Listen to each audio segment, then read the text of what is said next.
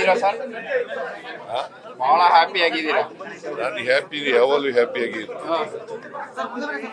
ಏನೀಗ ಆದ್ರೂ more confident, you look more confident. I am confident both the constituencies we are going to win. ಹಿಂದೆನೂ ಗೆದ್ದಿದ್ದೀವಿ by ಎಲೆಕ್ಷನ್ಗಳಲ್ಲಿ, ಈಗಲೂ ಕೂಡ ಗೆಲ್ತೀವಿ. ಬಾಗಲಕೋಟೆ ಏನೋ ಕಷ್ಟ ಇದೆ ಅಂತ ಬಿಜೆಪಿ ಅವರು ಹೇಳ್ತಾ ಇದ್ದಾರೆ. ಕಾಂಗ್ರೆಸ್ಗೆ ಬಾಗಲಕೋಟೆ ಕಷ್ಟ ಆಗುತ್ತೆ ಅಂತ ಬಿಜೆಪಿ ಅವರು ಕಷ್ಟ ಆಗುತ್ತೆ ಗೆಲ್ಲೋದು ಅಂತ. ಇಲ್ಲಿ ಕಷ್ಟ ಆಗಲ್ವಾ? ಇಲ್ಲಿ ಹೇಳ್ತಲ್ಲ ಬಾಗಲಕೋಟೆ ಎರಡೂ ಕಡೆ ಕಷ್ಟ ಅವ್ರಿಗೆ, ಆಮೇಲೆ ಬಿಜೆಪಿಗೆ. ಗೃಹಲಕ್ಷ್ಮಿ ಕೇವಲ 10 ತಿಂಗಳು ಮಾತ್ರ ಬರ್ತಾ ಇದೆ, 2 ತಿಂಗಳು ಕೊಡೋದಿಲ್ಲ ಅಂತ ಒಂದು ಆರೋಪ.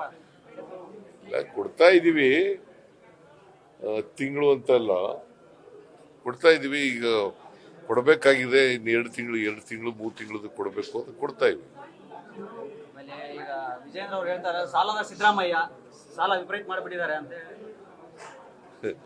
ಸಾಲ ಅವ್ರಿಗೆ ಫಿಸ್ಕಲ್ ರೆಸ್ಪಾನ್ಸಿಬಿಲಿಟಿ ಆಕ್ಟ್ ಓದ್ಕೊಂಡಿದಾರಂತ. ಫಿಸ್ಕಲ್ ರೆಸ್ಪಾನ್ಸಿಬಿಲಿಟಿ ಆಕ್ಟ್ ಓದ್ಕೊಂಡಿದ್ದಾರೆ ಏನ್ರಿ? ನಿಮಗ್ ಗೊತ್ತಾ ಓಲಿ ಫಿಸ್ಕಲ್ ರೆಸ್ಪಾನ್ಸಿಬಿಲಿಟಿ ಆಕ್ಟ್ ಅಂದ್ರೆ? ನಿಮಗ್ ಗೊತ್ತೇನೆಯ? ನೀನು ಓದ್ಕೊಂಡಿಲ್ಲ ಮಾಡಿಲ್ಲ, ಸುಮ್ಮನೆ ಪ್ರಶ್ನೆ ಕೇಳ್ತಾ ಇದೀಯ. ಅವನು ವಿಜೇಂದ್ರ ಹೇಳ್ದನ್ನೇ ನೀನು ಹೇಳ್ತೀಯ, ರಿಪೀಟ್ ಮಾಡ್ತೀಯ. ಫಿಸ್ಕಲ್ ರೆಸ್ಪಾನ್ಸಿಬಿಲಿಟಿ ಆಕ್ಟ್ ಅಂತ ಮಾಡಿದ್ದಾರೆ, ಗೊತ್ತಾಯ್ತಾ? ಅದರ ಪ್ರಕಾರ GDPಯ 25% ಒಳಗಡೆ ಇರಬೇಕು ಸಾಲ.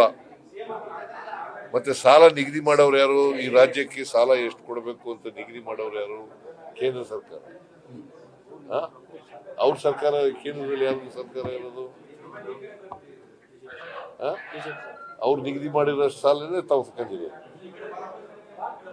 ಎಲಿಜಿಬಿಲಿಟಿ ಎಷ್ಟಿದೆ ಅಷ್ಟನ್ನ ನಿಗದಿ ಮಾಡ್ತಾರೆ ಅವರು.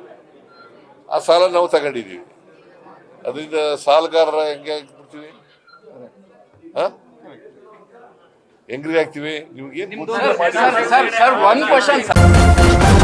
ನ್ಯೂಸ್ ಫಸ್ಟ್ ನಿರ್ಭೀತಿಯಿಂದ ನಿಮ್ಮ ಪರವಾಗಿ.